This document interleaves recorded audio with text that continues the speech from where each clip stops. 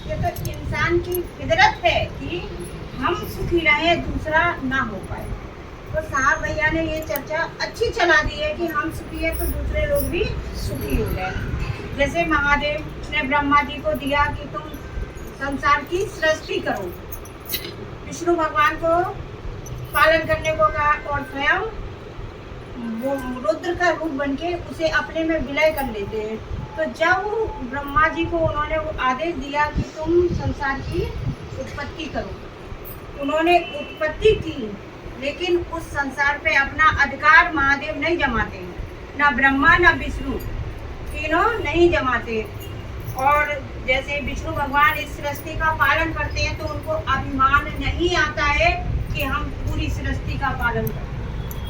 और रुद्र जब अपने में एक कल्प बीत जाने पे जब अपने में विलय करते हैं, वो नई सृष्टि की रचना करते हैं, तो वो दुखी नहीं होते। और इंसान क्या है, जब इंसान परिवार बनाता है तो परिवार पे अपना अधिकार जमाता है। ये मैंने परिवार बनाया है, ये मेरा परिवार है। वो भगवान से भी बड़ा अपने आप को समझने लगता है। और जब वो परिवार का पालन करता है ना, या चाहे स्त्री हो या पुरुष हो, तो उसे अभिमान आ जाता है कि मैं अपने परिवार को सारी सुख सुविधाएं दे रहा हूँ, मैं अपने परिवार को कितनी अच्छी चला रहा हूँ। और जब कोई इंसान, उस परिवार में से कोई इंसान एक छोड़ के चला जाता है तो वो दुख के गम के सागर में डूब जाता है। तो इंसान और भगवान में इन्हीं चीजों का से मेल नहीं खाता है। भगवान उत्पत्ति, जब भगवान संसार बनाते तो उन्हें अभिमान, अधिकार नहीं जमाते, पालन करते तो उनको कोई उन्हें अभिमान नहीं है। और जब विलय करते हैं तो वो मोह में फंस के दुखी नहीं होते। लेकिन मनुष्य इसी कारण मात खा रहा है कि वो काम करता है परमात्मा के जैसा, लेकिन खुद अपने आप को सबसे बड़ा महान समझने लगता है। इसीलिए हमें हम जो घबराते हैं ना कि मृत्यु आएगी, मृत्यु से भय लगता लोगों को। अगर कोई मुर्दा जा रहा हो तो अरे नहीं नहीं दूर हट जाओ, ये सच्चाई है, लोगों को देखना चाहिए। उस सच्चाई में जी के तो देखो, आप मृत्यु आपसे बहुत दूर भाग जाएगी, कष्ट नहीं होगा जब हम जाएंगे। तो दूसरों को दुख जी देखते हैं ना, तो हम कहते हैं वो न दो, उसके भाग में दुख होगा तो दुख होगा। लेकिन अगर वही दूसरे लोग सुखी हो जाए तो इंसान को लगता नहीं यहाँ कहाँ से आ रहा है, इतना सुखी कैसे हो गया। तो दुख में तो दुखी हो जाता, दूसरों के दुख देख के तो सुखी हो जाता है, और सुख देख के उसका दुखी हो जाता, अपना भूल जाता है। तो लोग, अभी दीदी ने बताया कि महादेव में शक्ति है, अरे शक्ति नहीं होती तो वो महादेव कैसे, देवों के देव कैसे बन जाते। वो सबके पास आते हैं, सबकी मदद करते हैं, लेकिन हम और आप महादेव के लिए क्या कर रहे हैं? कुछ नहीं करते हैं। अगर थोड़ी पूजा कर दी, मंदिर चले गए, 100-200 रुपए दान में कर दिए तो हम सोचते हमने दान कर दिया है, अब तो हमारी बन गई, अब तो हमारी जिंदगी बन गई, हम दान कर आए। अरे वो सूरज से पूछिए आप कि सुबह निकल जाता है, अमीर गरीब जानवर पशु पक्षी सबको एक समान धूप देता है, किसी को ये नहीं देखता ये अमीर है कि गरीब है कि कौन। उससे सीख लीजिए, चंद्रमा को सबको शीतलता प्रदान करना है, वो किसी को देखता नहीं है, वो शीतलता ही प्रदान करता है।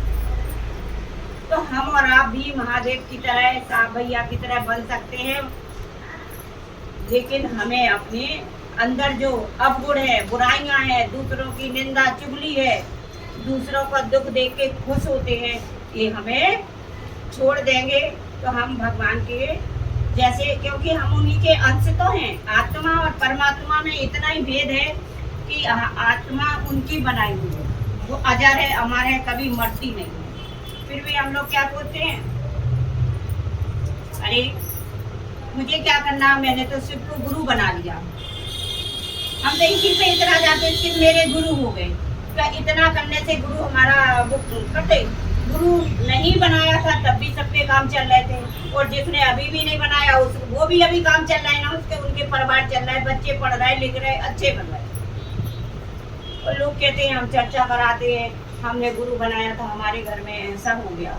होता है, जब आप भक्त बनोगे ना और शिष्य बनोगे तो आपके यहाँ दुख आएंगे। वो दुख क्या आते हैं आप सबको पता है? जो हमारे दुख एक जन्म के तो होते नहीं है, कई एक जन्मों के इकट्ठे होते हैं। वो जल्दी जल्दी आते, जल्दी जल्दी, लेकिन हमारे अंदर धैर्य नहीं है। उन दुखों को देख के हम इतने घबरा जाते कि वो हम भगवान को ही छोड़ देते। अरे ये भगवान दुख दे रहे, अब दूसरे भगवान पकड़ लिया जाए, तो वो इतनी घबराहट हो जाती। लेकिन ये नहीं पता हम सबको कि हम उस पर खड़े रहेंगे तो इतनी जल्दी वो दुख कटते हैं कि सुख पीछे खड़ा होता है। वो सुख नहीं देख पाते, दुख के सागर में हम इतने डूब जाते कि हम दूसरे भगवान को पकड़ लेते। तो अब चर्चा में आते तो इतना तो समझ में आया कि दुख आ रहे हैं जो, आप इसके पीछे सुख खड़ा, उसकी प्रतीक्षा तो करो, आप उसका इंतजार तो करो। अब भगवान अगर आएगा, भगवान के मंदिर में जाते तो लाइन लगने का इंतजार नहीं कर पाते, हम नहीं लाइन में, हमारे घर का काम पड़ा है। और कहीं जाएंगे तो अगर कहीं कुछ बटरा होगा वहाँ इंतजार नहीं करते, हमें मिल जाए और सब भाड़ में जाए। धक्का मुक्की कर करके हम अपना जीवन स्वयं बर्बाद कर रहे हैं। क्योंकि मेरी समझ में अब यही आया कि लोग कहते गुरु हमें देता, गुरु पहले भी देता था, गुरु अब भी दे रहा है, लेकिन आपको धन मिल जाएगा, दौलत देंगे गुरु, और आपको पुत्र देंगे, मकान देंगे, सब देंगे, लेकिन आपकी मोक्ष की कोई गारंटी नहीं है जब तक उनकी शरण में आप नहीं। तो ये तो आप संसार में आए हो, तो जिसकी किस्मत में जितना लिख गया वो मेरी बहनों जरूर मिलेगा। लेकिन हमारी जिंदगी, हमें जो बार बार जन्म लेना पड़ता, मरना पड़ता, फिर आना पड़ता, वो मोक्ष की गारंटी जो शिव तक पहुंच जाएगा, वो से पता है कि संसार में हमें फिर नहीं आना है, हमें उनके चरणों में ही, महादेव के चरणों में वास मिलेगा। तो मुझे ये धन दौलत पुत्र कुछ नहीं चाहिए, मकान भी नहीं चाहिए, मुझे तो अपने जीवन का मोक्ष का ही, वो मोक्ष भी हर किसी को नहीं मिलता, करोड़ों में एक को, लाखों में एक को मोक्ष मिलता है। तो हम लाइन में खड़े होकर इंतजार तो कर सकते हैं कि मुझे महादेव मिले हैं गुरु के रूप में, तो एक दिन वो मेरे सामने होंगे, हम उनका इंतजार तो कर सकते हैं। तो बस मेरी यही कामना रहती है। अब आप देखो, अब तो छठ पूजा भी हो गई, क्या महादेव के लिए अब सब लोगों के मन में वही दृढ़ संकल्प है नहीं है? जब मन होता, मैं अपनी खुद कह रही हूँ, जब मन होता चल देते, जब नहीं होता तो नहीं चलते। लेकिन आप जब धीरे धीरे उनके नजदीक जाओगे तभी तो आपकी नैया पार होगी। ऐसे आपको अब हमने बना लिया गुरु, हम बैठ गए, हमें कोई गिला शिकवा नहीं है, तो भगवान और गुरु में यही तो बनता है कि भगवान को हमने माना था, लेकिन गुरु के रूप में नहीं पूजा था। आप एक बड़ी दवाइयों की कंपनी में जाइए और वहाँ बहुत सारी दवाइयाँ रखी होंगी, और आपसे कही जाए कि बुखार की दवाई इसमें से निकाल दो, तो बिना डॉक्टर के आप निकाल सकते हैं। जब तक डॉक्टर नहीं बताएगा ये दवाई यहाँ रखी है, तभी तो आप उस दवाई को लेंगे। इसी तरह सब चीज मिलती, माँ सिखाती है, शिक्षक सिखाते हैं बच्चों को पढ़ाई करना, अपने जीवन का यापन कैसे करना, लेकिन गुरु सिखाता है कि आगे की जो जिंदगी है वो कैसे संभाले। तो बिना गुरु के ये काम नहीं हो सकता। तो गुरु का जीवन में आना, लोग कहते हैं कि शिक्षक भी गुरु, माँ भी गुरु है, माँ गुरु है। मैं मानती हूँ कि माँ जीवन में बच्चे की पहली गुरु माँ है।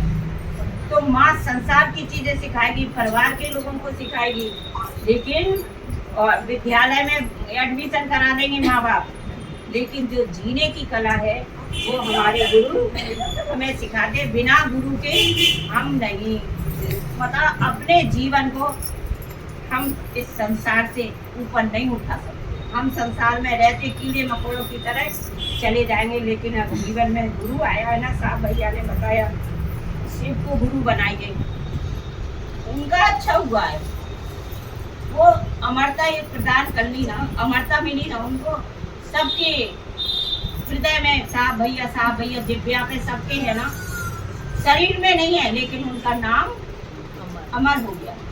तो ऐसे ही जब हम आते हैं संसार में तो हमारी सांसें होती नाम और पहचान नहीं होती, और जब हम यहाँ से जाते हैं तो हमारे नाम और पहचान की होती है, शरीर की कोई वैल्यू नहीं। लेकिन आज का इंसान अपना शरीर देख देख के जी रहा है, मैं कितना सुंदर हूँ, और आप तो ब्यूटी पार्लर खुल गए हैं तो पैसा दिया भगवान ने तो और चमक धमक कर करके आ जाते हैं, ऐसे खिलाते हैं कि हम जैसे कोई है ही नहीं। लेकिन मन की सुंदरता को, तन की सुंदरता मत देखिए, मन की सुंदरता, मन के अंदर आप एक बेटी, एक लेडी सज के आ जाएगी, लेकिन अंदर तो वही ऐसी कटुता, कड़वे शब्द भरे होंगे कि आप बगल में बिठाना पसंद नहीं करोगे। तो मेरा यही है कि सब लोग शिव चर्चा में आते हैं तो तन नहीं, मन को धोइए, मन को सुधारना होगा। इस शिव चर्चा में आपका मन सुधर गया तो समझ लो हम और आप शिव गुरु के नजदीक जा रहे हैं।